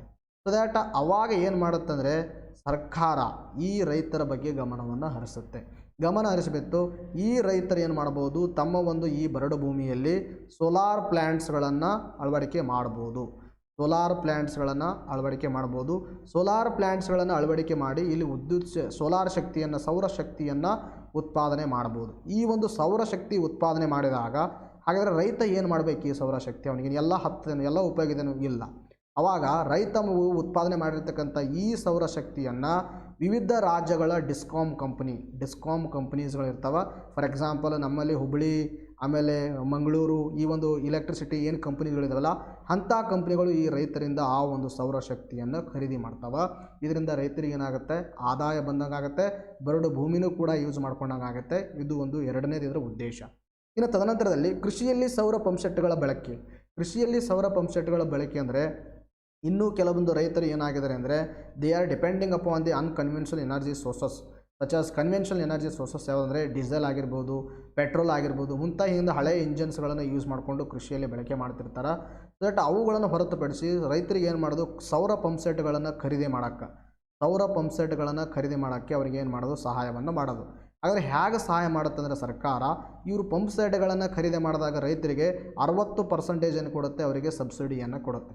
60% ಸಬ್ಸಿಡಿ, ಇನ್ನು 40% ಬರುತ್ತೆ. ಇನ್ನು 40% ಉಳಿತಲ್ಲ ಅಮೌಂಟಲ್ಲಿ. ಈ 40%ಲ್ಲಿ ಮತ್ತೆ ರೈತರಿಗೆ ಏನು ಮಾಡುತ್ತೆ, 30% ಏನು ಕೊಡುತ್ತೆ, ಸಾಲ ಕೊಡ್ತಾರೆ. ಸೊ ದ್ಯಾಟ್ ಈ ಒಂದು ಸಾಲ ಕೊಡ್ತಾರೆ ರೈತರಿಗೆ. ಇನ್ನು 10% ಉಳಿತಲ್ಲ, 10% ಮಾತ್ರ ರೈತರು ಇದಕ್ಕೆ ಪೇ ಮಾಡಬೇಕು. ನೋಡಿರಿ ಎಷ್ಟು ಅನುಕೂಲ ಮಾಡಿಕೊಟ್ಟಿದೆ. ಔಟ್ ಆಫ್ 100%ಲ್ಲಿ 60% ಸಬ್ಸಿಡಿ ಸಿಕ್ತು. ಈ ಸಬ್ಸಿಡಿ ಡೈರೆಕ್ಟ್ ಬೆನಿಫಿಷರೀಸ್ ಅಂದರೆ ಯಾರಿಗಂದರೆ ಅವ್ರ ಖಾತೆಗೆ ಡೈರೆಕ್ಟ್ ಜಮಾ ಆಯಿತು. ಇನ್ನು 40% ದುಡ್ಡು ಕಟ್ಟಬೇಕು. ಆ 40% ದುಡ್ಡಲ್ಲಿ 30% ಬ್ಯಾಂಕ್ ಇಂದ ಏನಾಗುತ್ತೆ, ಲೋನ್ ಸಿಗುತ್ತೆ. ಇನ್ನು 10% ಮಾತ್ರ ರೈತರು ಪೇ ಮಾಡಬೇಕು. ಇಷ್ಟೊಂದು ಬೆನಿಫಿಟ್ಸ್ಗಳು ಕೊಟ್ಬಿಟ್ಟು ಸರ್ಕಾರ ಈ ಯೋಜನೆಗಳನ್ನು ಅನುಷ್ಠಾನಗೊಳಿಸ್ತಾ ಇದೆ. ಕರ್ನಾಟಕದಲ್ಲಿ ಕೂಡ ಇಂದು ಕಿಸಾನ್ ಊರ್ಜಾ ಸುರಕ್ಷಾ ಏವಂ ಉತ್ಥಾನ್ ಮಹಾಭಿಯಾನ್ ಬಿ ಯೋಜನೆಯನ್ನು ಜಾರಿಗೊಳಿಸಲು ಮುಂದಾಗಿದ್ದಾರೆ. ಹಾಗಾದರೆ ನೋಡಿದಲ್ಲಿ ನಾನು ಈಗಾಗಲೇ ಹೇಳಿದ್ದೀನಿ, ಬಂಜರು ಭೂಮಿಯಲ್ಲಿ ಸುಮಾರು 1000 ಮೆಗಾವ್ಯಾಟ್ ಸೋಲಾರ್ ಪ್ಲಾಂಟ್ಗಳನ್ನು ಸ್ಥಾಪಿಸಲಾಗುವುದು. ಈ ಯೋಜನೆಯಡಿಯಲ್ಲಿ ನಾನು ಹೇಳಿದ್ದೀನಿ. ರಾಜ್ಯದ ವಿದ್ಯುತ್ ವಿತರಣಾ ಕಂಪನಿಗಳು ಅಂದರೆ ಡಿಸ್ಕಾಮ್ ಎಂದು ಕರೆಯಲ್ಪಡುವ ರೈತರ ಬಂಜರು ಭೂಮಿಯಲ್ಲಿ ಉತ್ಪಾದಿಸುವ ಹೆಚ್ಚುವರಿ ಸೌರಶಕ್ತಿಯನ್ನು ಖರೀದಿಸ್ತಾರೆ. ಈ ಒಂದು ಸೌರಶಕ್ತಿಯನ್ನು ಆ ಕಂಪನಿಗಳು ಖರೀದಿಸುವುದರಿಂದ ರೈತರಿಗೆ ಏನಾಗುತ್ತೆ, ಆದಾಯ ಹೆಚ್ಚಳ ಆಗುತ್ತೆ. ಇನ್ನು ತದನಂತರದಲ್ಲಿ ಸರ್ಕಾರದ ಕೊಳವೆ ಬಾವಿಗಳು ಮತ್ತು ಅಸ್ತಿತ್ವದಲ್ಲಿರುವ ಪಂಪ್ಗಳನ್ನು ಸೌರಶಕ್ತಿಯಿಂದಾಗಿ ಕಾರ್ಯನಿರ್ವಹಿಸುವಂತೆ ಮಾಡುವುದು. ಫಾರ್ ಎಕ್ಸಾಂಪಲು ಇನ್ನೇನಾದರೂ ಸಾರ್ವಜನಿಕ ನಮ್ಮ ಹಳ್ಳಿಗಳಲ್ಲಿ ಸಾರ್ವಜನಿಕದ ಏನಿರ್ತಾವೆ ಅಂದ್ರೆ ಪಂಪ್, ಅಲ್ಲಿ ಏನಾದರೂ ಒಂದು ಕೊಳವೆ ಬಾವಿಗಳು ಇವೆಲ್ಲ ಇರ್ತವೆ. ಸೊ ದ್ಯಾಟ್ ಅಲ್ಲಿ ಏನು ಮಾಡ್ತಿರ್ತಾರೆ ಅಂದರೆ ಒಂದು ಇಲೆಕ್ಟ್ರಿಸಿಟಿ ಬೇಸ್ಡ್ ಅಂದರೆ ವಿದ್ಯುತ್ ಆಧಾರಿತ ಒಂದು ಮೋಟ್ರ್ಗಳನ್ನು ಯೂಸ್ ಮಾಡ್ತಿರ್ತಾರೆ. ಸೊ ದಟ್ ಈ ಯೋಜನೆ ಏನು ಮಾಡುತ್ತಂದರೆ ಈ ವಿದ್ಯುತ್ ಆಧಾರಿತ ಮೋಟರ್ಗಳನ್ನು ತೆಗೆದು ಎಸೆದು ಬಿಟ್ಟು ಅಲ್ಲಿ ಸೋಲಾರ್ ಪಂಪ್ಸೆಟ್ಗಳನ್ನು ಅಳವಡಿಸೋದು ಇದ್ರದ್ದು ಒಂದು ಉದ್ದೇಶ ಆಗಿದೆ. ಇನ್ನು ತದನಂತರದಲ್ಲಿ ಸೋಲಾರ್ ಪಂಪ್ಗಳಲ್ಲಿ ರೈತರಿಗೆ 60% ಸಬ್ಸಿಡಿ ಸಿಗಲಿದೆ. ಅದನ್ನು ನೇರವಾಗಿ ರೈತರ ಖಾತೆಗೆ ಜಮಾ ಮಾಡಲಾಗುತ್ತೆ. ನಾನು ಹೇಳಿದ್ದೀನಿ. ಇನ್ನು ವೆಚ್ಚದ 60% ಮತ್ತೆ ಸಾಲವಾಗಿ ಸಿಗುತ್ತೆ. ಇದರಲ್ಲಿ 10% ಮಾತ್ರ ರೈತರು ಏನು ಮಾಡಬೇಕು, ಪೇ ಮಾಡಬೇಕು. ಇದನ್ನು ಸಂಪೂರ್ಣವಾಗಿ ನಿಮಗೇನು ಮಾಡಿದ್ದೀನಿ, ಎಕ್ಸ್ಪ್ಲೈನ್ ಮಾಡಿದ್ದೀನಿ. ಸೊ ದ್ಯಾಟ್ ಇನ್ನು ಯೋಜನೆಯ ಘಟಕಗಳ ಬಗ್ಗೆ ಮಾತಾಡ್ತಾ ಬಂದಾಗ ಇದರಲ್ಲಿ ಘಟಕ ಎ ಅಂತ ಬರುತ್ತೆ. ಇದರಲ್ಲಿ ಘಟಕ ಎದಲ್ಲಿ ಮೆಗಾವ್ಯಾಟ್ ಸಣ್ಣ ಸೌರ ವಿದ್ಯುತ್ ಸ್ಥಾವರಗಳ ಸ್ಥಾಪನೆಗೆ 2 ಮೆಗಾವ್ಯಾಟ್ ಸಣ್ಣ ವಿದ್ಯುತ್ ಸ್ಥಾವರಗಳನ್ನು ಸ್ಥಾಪನೆ ಮಾಡೋದು. ಅವೆಲ್ಲ ಸಣ್ಣ ವಿದ್ಯುತ್ ಸ್ಥಾವರಗಳು 2 ಮೆಗಾವಾಟ್ ಎಲ್ಲ ಸ್ಥಾವರಗಳನ್ನು ಸ್ಥಾಪನೆ ಮಾಡಿ 1000 ಮೆಗಾವ್ಯಾಟ್ ಸೌರ ಸಾಮರ್ಥ್ಯವನ್ನು ಹೆಚ್ಚಿಸುವುದು ಇದರ ಪ್ರಮುಖ ಉದ್ದೇಶ. ಅಂದರೆ ಕುಸುಮದಲ್ಲಿ ಪ್ರಮುಖವಾಗಿ 3 ಘಟಕಗಳಿದ್ದಾವೆ, ಅಂದರೆ 3 ಕಾಂಪೋನೆಂಟ್ಸ್ ಇದ್ದಾವೆ. ಮೊದಲನೇ ಕಾಂಪೋನೆಂಟ್ಸದು ಇದು ಉದ್ದೇಶ. ಇನ್ನು ಎರಡನೇ ಘಟಕದು 20 ಲಕ್ಷ ಅಂದರೆ 20 ಲಕ್ಷ ಸ್ವತಂತ್ರ ಸೌರಶಕ್ತಿ ಚಾಲಿತ ಕೃಷಿ ಪಂಪ್ಗಳ ಸ್ಥಾಪನೆ. ನೋಡಿರಿ, 20 ಲಕ್ಷ ಸ್ವತಂತ್ರ ಸೌರಶಕ್ತಿ ಚಾಲಿತ, ಸೌರಶಕ್ತಿಯಿಂದನೇ ಪ್ರೇರಿತವಾಗಿರಬೇಕು. ಕೃಷಿ ಅಂದರೆ ಪಂಪ್ಗಳಲ್ಲಿ ಮೋಟ್ರ್ಗಳು ಯೂಸ್ ಮಾಡ್ತಾರಲ್ಲ ರೈತರು, ಅಲ್ಲಿ ಏನಾದರೂ ಸೌರಶಕ್ತಿ ಬಳಸಿಕೊಂಡು ಬಿಟ್ಟೆ ಮೋಟ್ರನ್ನು ಅವ್ರು ಚಾಲು ಮಾಡಬೇಕು ಅಂತಕ್ಕಂಥದ್ದು ಇದರ ಉದ್ದೇಶ. 20 ಲಕ್ಷ ಇದರದ ಉದ್ದೇಶ. ಈಗೇನು ಮಾಡ್ತಾ ಇದೆ, ಈ ಒಂದು ಘಟಕ ಬಿಯನ್ನು ಕರ್ನಾಟಕ ಸರ್ಕಾರದವರು ಜಾರಿಗೆ ತರ್ತಾ ಇದ್ದಾರೆ. ಅರ್ಥ ಆಯ್ತಾ? ಇನ್ನು ಘಟಕ ಬಿ ಅಲ್ಲ, ಇದು ಘಟಕ ಸಿದಲ್ಲಿ ಏನಂದರೆ ಅಸ್ತಿತ್ವದಲ್ಲಿರುವ 15 ಲಕ್ಷ ಗ್ರಿಡ್ ಸಂಪರ್ಕ ಕೃಷಿ ಪಂಪ್ಗಳನ್ನು ಸೋಲಾರೈಜೇಷನ್ ಮಾಡೋದು, ಅಂದರೆ ಸೋಲಾರ್ ಶಕ್ತಿಯನ್ನಲ್ಲಿ ಅಳವಡಿಕೆ ಮಾಡೋದು ಅನ್ನೋದು ಈ ಯೋಜನೆಯ 3 ಘಟಕಗಳು ಅಂತಕ್ಕಂಥದ್ದು ತಮ್ಮ ತಲೆಯಲ್ಲಿರಬೇಕು. ಈಗ ನಾವು ನೆಕ್ಸ್ಟ್ ನೋಡೋಣ. ನೋಡಿ, ನೆಕ್ಸ್ಟ್ ಪ್ರಶ್ನೆ ಅಂತ ಕೇಳಿದ್ರೆ ಅತಿ ಹೆಚ್ಚು ವಿಧಾನಸಭೆ ಸೀಟುಗಳನ್ನು ಹೊಂದಿರುವ ರಾಜ್ಯ ಯಾವುದು ಅಂತಕ್ಕಂಥ ಪ್ರಶ್ನೆಯನ್ನು ಕೇಳಿದ್ದಾರೆ. ಇದಕ್ಕೆ ಸರಿಯಾಗಿರ್ತಕ್ಕಂಥ ಉತ್ತರ ಯಾವುದಂದರೆ Uttar Pradesh is the right answer. ನೋಡಿರಿ, ಅತಿ ಹೆಚ್ಚು ವಿಧಾನಸಭೆ ಕ್ಷೇತ್ರಗಳನ್ನು ಹೊಂದಿರತಕ್ಕಂಥ ರಾಜ್ಯ ಯಾವುದಂದರೆ ಉತ್ತರ ಪ್ರದೇಶ್. Very important. ಭಾರತದಲ್ಲಿ ಅತಿ ದೊಡ್ಡದಾಗಿರ್ತಕ್ಕಂಥ ರಾಜ್ಯ ಯಾವುದಂದರೆ ರಾಜಸ್ಥಾನ. ಭಾರತದಲ್ಲಿ ಅತಿ ದೊಡ್ಡ ರಾಜ್ಯ ರಾಜಸ್ಥಾನವಾದರೂ ಕೂಡ ಲೋಕಸಭೆ ಸ್ಥಾನಗಳು ಆಮೇಲೆ ಇನ್ನು ರಾಜ್ಯಸಭೆ ಸ್ಥಾನಗಳು ವಿಧಾನಸಭೆ ಸ್ಥಾನಗಳು ಅಲ್ಲಿ ಹೆಚ್ಚಿಲ್ಲ. ಯಾಕೆ ಹೆಚ್ಚಿಲ್ಲ?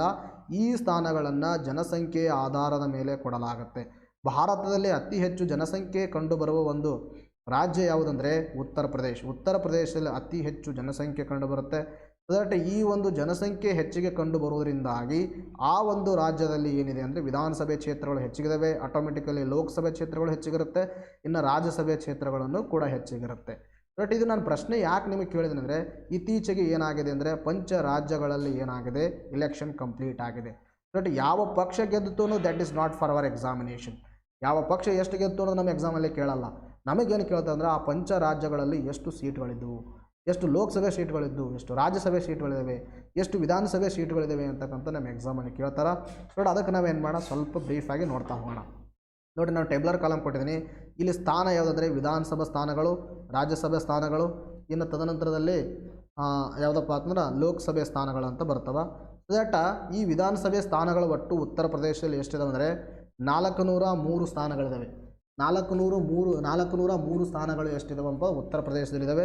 ಇನ್ನು ತದನಂತರದಲ್ಲಿ ಎಲ್ಲಿ ಅಂದ್ರೆ ಈ ಉತ್ತರಾಖಂಡದಲ್ಲಿ ಎಷ್ಟು ಸ್ಥಾನಗಳಿದಾವೆ ಅಂದರೆ 70 ಸ್ಥಾನಗಳಿದ್ದಾವೆ. ನೋಡಿರಿ, ವಿಧಾನಸಭೆ ಎಟ್ಟವ್ರೆ 70 ಸ್ಥಾನಗಳಿದಾವೆ. ಇನ್ನು ಮಣಿಪುರದಲ್ಲಿ 60 ಸ್ಥಾನಗಳಿದ್ದಾವೆ.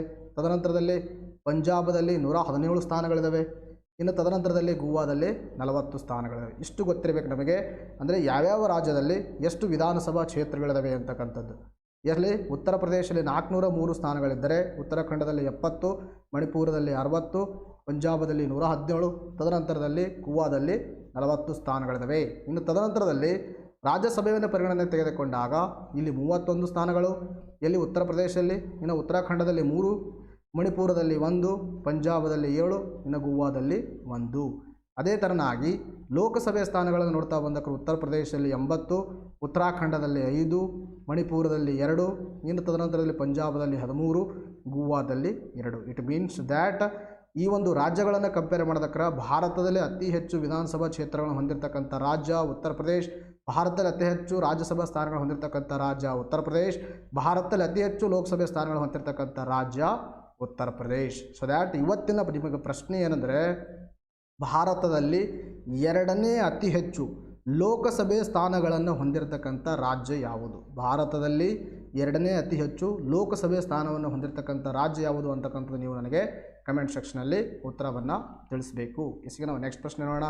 ನೋಡಿ, ನೆಕ್ಸ್ಟ್ ಪ್ರಶ್ನೆ ಅಂತ ಕೇಳಿದ್ರೆ ನ್ಯಾಷನಲ್ ಲ್ಯಾಂಡ್ ಮಾನಿಟೈಸೇಷನ್ ಕಾರ್ಪೊರೇಷನ್ ಯಾವ ಸಚಿವಾಲಯ ಆಡಳಿತ ವ್ಯಾಪ್ತಿಯಲ್ಲಿ ಅಡಿಯಲ್ಲಿ ಕಾರ್ಯನಿರ್ವಹಿಸ್ತದೆ ಅಂತಕ್ಕಂಥ ಪ್ರಶ್ನೆಯನ್ನು ಕೇಳಿದರೆ ದಟ್ ಇದಕ್ಕೆ ಸರಿಯಾಗಿರ್ತಕ್ಕಂಥ ಉತ್ತರ ಯಾವುದಂದರೆ 2ನೇ ಆಪ್ಷನ್ನು ಹಣಕಾಸು ಸಚಿವಾಲಯ ಇದಕ್ಕೆ ಸರಿಯಾಗಿರ್ತಕ್ಕಂಥ ಉತ್ತರವಾಗಿದೆ. ಇದ್ರ ಬಗ್ಗೆ ನಾವು ಮಾತಾಡ್ತಾ ಬಂದಾಗ ಮುಚ್ಚಲಾಗುತ್ತಿರುವ ಅಥವಾ ಖಾಸಗೀಕರಣಗೊಳ್ಳುತ್ತಿರುವ PSU ಅರ್ಥಾಯ್ತಾ, PSU. ಹಾಗಾದರೆ PSU ಅಂದರೆ PSU ಅಂತಕ್ಕಂಥದ್ದು ಪಬ್ಲಿಕ್ ಅಂದರೆ ಇವು ಗೌರ್ಮೆಂಟ್ ಸ್ಪಾನ್ಸರ್ಡ್ ಒಂದು ಏಜೆನ್ಸಿಗಳು, ಗೌರ್ಮೆಂಟದ ಒಂದು ಸಂಸ್ಥೆಗಳು ಅಂತ ಹೇಳ್ತೀವಿ. ತದನಂತರದಲ್ಲಿ PSUಗಳು ಮತ್ತು ಸರ್ಕಾರಿ ಏಜೆನ್ಸಿಗಳು ಹೆಚ್ಚುವರಿ ಕಟ್ಟಡಗಳು ಮತ್ತು ಜಮೀನುಗಳನ್ನು ಹಣ ಗಳಿಸಲು ಮತ್ತು ಹಿಡಿದಿಡಲು ರಾಷ್ಟ್ರೀಯ ಭೂ ಮಾನಿಟೈಸೇಷನ್ ಕಾರ್ಪೊರೇಷನ್ ಸ್ಥಾಪನೆಗೆ ಕೇಂದ್ರ ಸಚಿವ ಸಂಪುಟ ಅನುಮೋದನೆಯನ್ನು ನೀಡಿದೆ. ವೆರಿ ಇಂಪಾರ್ಟೆಂಟ್ ನೋಡಿರಿ, ಈ ಒಂದು PSUಸ್ಗಳು ಅರ್ಥಾಯ್ತಾ, PSUಸ್ ಪಬ್ಲಿಕ್ ಅಂಡರ್ಟೇಕಿಂಗ್. ಈ PSUಸ್ಗಳಾಗಿರ್ಬೋದು ಅಂದರೆ ಸರ್ಕಾರದ ಒಡೆತನದಲ್ಲಿರ್ತಕ್ಕಂಥ ಕಂಪ್ನಿಗಳು ಅರ್ಥಾಯ್ತಾ, ಸರ್ಕಾರದ ಒಡೆತನದಲ್ಲಿರ್ತಕ್ಕಂಥ ಕಂಪ್ನಿಗಳು, ಈ ಒಂದು ಸರ್ಕಾರಿ ಏಜೆನ್ಸಿಗಳ ಹೆಚ್ಚುವರಿ ಕಟ್ಟಡಗಳು ಜಮೀನುಗಳು ಏನಿದಾವಲ್ಲ ಅವೆಲ್ಲವನ್ನು ಹಿಡಿದಿಡಲು ಅವೆಲ್ಲವನ್ನು ನೋಡಿಕೊಳ್ಳಲು ರಾಷ್ಟ್ರೀಯ ಭೂ ಮಾನಿಟೈಸೇಷನ್ ಕಾರ್ಪೊರೇಷನ್ ಅಂತಕ್ಕಂಥದ್ದು ಒಂದು ಸಂಸ್ಥೆಯನ್ನು ಸ್ಥಾಪನೆ ಮಾಡ್ತಾ ಇದೆ. ಅರ್ಥಾಯ್ತಾ, ಗೌರ್ಮೆಂಟ್ ಅಂಡರ್ದಲ್ಲಿ ಇರ್ತಕ್ಕಂಥ ಈ ಒಂದು PSUಸ್ಗಳ ಮೇಲೆ ರಾಷ್ಟ್ರೀಯ ಭೂ ಮಾನಿಟೈಸೇಷನ್ ಕಾರ್ಪೊರೇಷನ್ ಅಂತಕ್ಕಂಥದ್ದು ಸ್ಥಾಪನೆ ಮಾಡ್ತಾ ಇದ್ದಾರೆ. ಹಾಗಾದರೆ ನ್ಯಾಷನಲ್ ಲ್ಯಾಂಡ್ ಮಾನಿಟೈಸೇಷನ್ ಕಾರ್ಪೊರೇಷನ್ ಅಂದರೆ ಏನು? ಸಂಪೂರ್ಣವಾಗಿ ಕೇಂದ್ರದ ಒಡೆತನದಲ್ಲಿರುತ್ತದೆ. ಇದು ಸಂಪೂರ್ಣವಾಗಿ ಕೇಂದ್ರದ ಒಡೆತನದಲ್ಲಿರ್ತಕ್ಕಂಥ ಒಂದು ಸಂಸ್ಥೆಯಾಗಿದೆ. ಇನ್ನು ಹಣಕಾಸು ಸಚಿವಾಲಯದ ಆಡಳಿತಾತ್ಮಕ ಅಧಿಕಾರ ವ್ಯಾಪ್ತಿಯಡಿಯಲ್ಲಿ ಇದು ಕಾರ್ಯನಿರ್ವಹಿಸ್ತದೆ. ಇನ್ನು ಇದು 500 ಕೋಟಿ ರು ಆರಂಭಿಕ ಅಧಿಕೃತ ಷೇರು ಬಂಡವಾಳವನ್ನು ಮತ್ತು 150 ಕೋಟಿ ರು ಪಾವತಿಸಿದ ಷೇರು ಬಂಡವಾಳವನ್ನು ಹೊಂದಿರುತ್ತದೆ ಅಂತಕ್ಕಂಥದ್ದು ತಮ್ಮ ತಲೆಯಲ್ಲಿ ಇರಬೇಕು. ಅಂದರೆ ಇತ್ತೀಚೆಗೆ ನೀವು ಪ್ರಶ್ನೆ ಕೇಳ್ಬೋದು, ಇತ್ತೀಚೆಗೆ ಸರ್ಕಾರದ ಅಡಿಯಲ್ಲಿರ್ತಕ್ಕಂಥ ಸರ್ಕಾರಿ ಏಜೆನ್ಸಿಗಳು ಮತ್ತು ಹೆಚ್ಚುವರಿ ಕಟ್ಟಡಗಳು ಮತ್ತು ಜಮೀನುಗಳನ್ನು ಅವುಗಳನ್ನು ನೋಡಿಕೊಳ್ಳಲು ಯಾವ ಒಂದು ಸಂಸ್ಥೆಯನ್ನು ಸ್ಥಾಪನೆ ಮಾಡಿದ್ದಾರೆ ಅಂತಕ್ಕಂಥ ಕೇಳಿದಾಗ ರಾಷ್ಟ್ರೀಯ ಭೂ ಮಾನಿಟೈಸೇಷನ್ ಕಾರ್ಪೊರೇಷನ್ ಅಂತಕ್ಕಂಥದ್ದು ಗೊತ್ತಿರಬೇಕು. ಇದು ಯಾವ ಸಚಿವಾಲಯದ ಅಡಿಯಲ್ಲಿ ಕಾರ್ಯನಿರ್ವಹಿಸ್ತಂದ್ರೆ ಕೇಂದ್ರ ಹಣಕಾಸು ಸಚಿವಾಲಯದ ಅಡಿಯಲ್ಲಿ ಕಾರ್ಯನಿರ್ವಹಿಸ್ತದೆ ಅಂತಕ್ಕಂಥ ಫ್ಯಾಕ್ಟು ಇಷ್ಟು ಗೊತ್ತಿದ್ರೆ ಸಾಕು. ಎಕ್ಸಾಮಲ್ಲಿ ನೀವು ಇದ್ರ ಮೇಲೆ ಪ್ರಶ್ನೆಗಳು ಕೇಳಿದಾಗ ಆರಾಮಾಗಿ ಟಿಕ್ ಮಾಡ್ಬೋದು. ಇಸಿಗೆ ನಾವು ನೆಕ್ಸ್ಟ್ ಪ್ರಶ್ನೆ ನೋಡೋಣ. ನೋಡಿ, ನೆಕ್ಸ್ಟ್ ಪ್ರಶ್ನೆಯೂ ಕೂಡ ಬೆಂಕಿಯ ಪ್ರಶ್ನೆ. ಏನಂತ ಕೇಳಿದ್ರೆ 13ನೇ ಆವೃತ್ತಿ ಬೆಂಗಳೂರು ಅಂತಾರಾಷ್ಟ್ರೀಯ ಚಿತ್ರೋತ್ಸವದಲ್ಲಿ ಅತ್ಯುತ್ತಮ ಚಿತ್ರ ಪ್ರಶಸ್ತಿ ಗೆದ್ದ ಸಿನಿಮಾ ಯಾವುದು? ದ್ಯಾಟ್ ನೋಡಿರಿ ಯಾವ ಥರ ಇದೆ ಆಪ್ಷನು. ಪಿಂಕಿ ಎಲ್ಲಿ, ಆಪ್ಷನ್ ನೋಡ್ರಿ, ಪಿಂಕಿ ಎಲ್ಲಿ, ಓ ನನ್ನ ಚೇತನ, ಇನ್ನು ದಾರಿ ಯಾವುದಯ್ಯ ವೈಕುಂಠ, ಮೇಲಿನ ಯಾವುದೂ ಅಲ್ಲ. ಸೊ ದ್ಯಾಟ್ ಇದಕ್ಕೆ ಸರಿಯಾಗಿರ್ತಕ್ಕಂಥ ಉತ್ತರ ಯಾವುದಂದರೆ ನಿಮ್ಮ ಸ್ಕ್ರೀನ್ ಮೇಲೆ ಕಾಣಿಸ್ತಾ ಇದೆ ಪಿಂಕಿ ಎಲ್ಲಿ. ಫಿಲ್ಮ್ ಹೆಸರು ಸರ್ ಇದು, ಪಿಂಕಿ ಎಲ್ಲಿ ಅಂತಕ್ಕಂಥ ಫಿಲಮು. ಈ ಫಿಲಮ್ಗೆ ಈ ಒಂದು 13ನೇ ಆವೃತ್ತಿ ಬೆಂಗಳೂರಲ್ಲಿ ಅಂತಾರಾಷ್ಟ್ರೀಯ ಚಲನಚಿತ್ರೋತ್ಸವ ಏನು ನಡೀತಾ ಇತ್ತು, ಅದರಲ್ಲಿ ಕನ್ನಡದ ವಿಭಾಗದಲ್ಲಿ ಪಿಂಕಿ ಎಲ್ಲಿ ಎಂಬ ಚಿತ್ರವು ಅತ್ಯುತ್ತಮ ಚಿತ್ರವಾಗಿ ಹೊರಹೊಮ್ಮಿದೆ. ಹಾಗಾದ್ರೆ ನಾನು ಯಾಕೆ ಪ್ರಶ್ನೆಯನ್ನು ಕೇಳಿದ್ದೀನಿ ನೋಡಿಲಿ, ಪಿಂಕಿ ಎಲ್ಲಿ ಸಿನಿಮಾಗೆ ಅತ್ಯುತ್ತಮ ಚಿತ್ರ ಪ್ರಶಸ್ತಿ ಅಂತಕ್ಕಂಥದ್ದು. ದಟ್ ಇದರ ಕುರಿತು ಸವಿಸ್ತಾರವಾಗಿ ನೋಡ್ತಾ ಹೋಗೋಣ. ಇದೇ ತಿಂಗಳು 3ರಿಂದ 10ರವರೆಗೆ ನಡೆದ 13ನೇ ಬೆಂಗಳೂರು ಅಂತಾರಾಷ್ಟ್ರೀಯ ಚಿತ್ರೋತ್ಸವ ಯಶಸ್ವಿಯಾಗಿ ನಡೆದಿದ್ದು ವರ್ಣರಂಜಿತ ತೆರೆ ಬಿದ್ದಿದೆ, ಅಂದರೆ ಮುಗಿದು ಹೋಗಿದೆ. ಈ ಬಾರಿ ಸುಮಾರು 55 ದೇಶಗಳಿಂದ 250ಕ್ಕೂ ಹೆಚ್ಚು ಚಿತ್ರಗಳು ಪಾರ್ಟಿಸಿಪೆಂಟ್ ಆಗಿದ್ದವು, ಅದರಲ್ಲಿ ಭಾಗವಹಿಸಿದ್ದವು.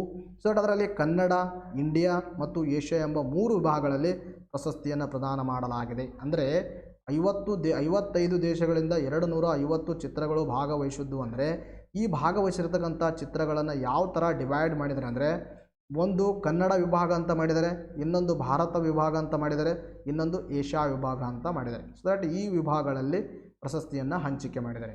ನಾವೇನು ಮಾಡೋಣ ಅಂದರೆ ಕನ್ನಡ ವಿಭಾಗದಲ್ಲಿ ನೋಡ್ತಾ ಹೋಗೋಣ. ಕನ್ನಡ ಚಿತ್ರ ವಿಭಾಗದಲ್ಲಿ ಅತ್ಯುತ್ತಮ ಚಿತ್ರವಾಗಿ ಹೊರಹೊಮ್ಮಿದ್ದು ಪಿಂಕಿ ಎಲ್ಲಿ ಅಂತಕ್ಕಂಥ ಚಿತ್ರ. 2ನೇ ಸ್ಥಾನವನ್ನು ಪಡೆದಿದ್ದು ದಾರಿ ಯಾವುದಯ್ಯ ವೈಕುಂಠ ಅಂತಕ್ಕಂಥ ಚಿತ್ರ.